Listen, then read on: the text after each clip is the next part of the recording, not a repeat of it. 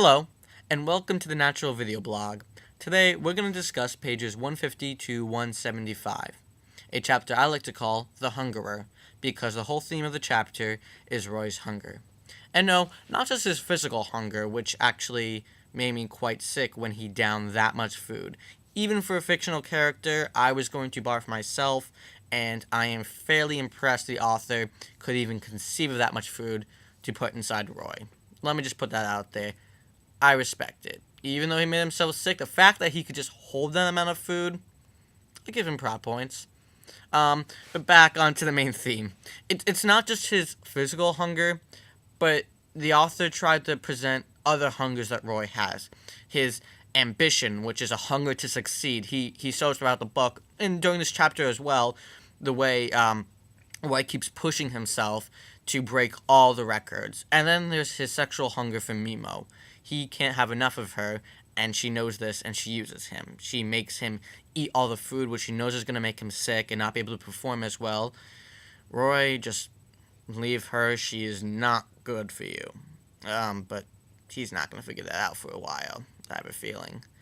Yeah. So, besides the whole hunger part of the book, I really enjoyed reading these two parts that I actually just really loved. The first one is when Roy was in a restaurant and dressed up like a waiter. I did not see that one coming. It was, one of the few generally funny parts of the book.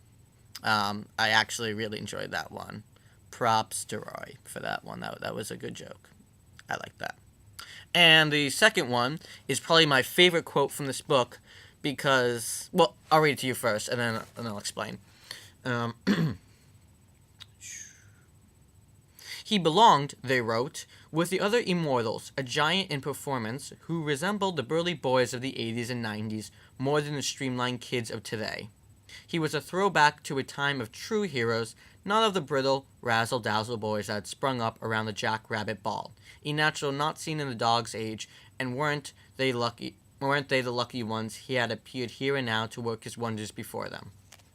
So, I found this really funny because nowadays, all over the internet you hear, we're the true 90s kids, we're like the real 80s kids, like this if you remember the 90s, and only, 1995 and below kids know this stuff. And it's really funny because here they are doing like the exact same things, except they're talking about the 1890s and 1880s and saying how kids these days are not the same. And it's exactly what we're doing. It's really not that much different. It was kind of funny to see that.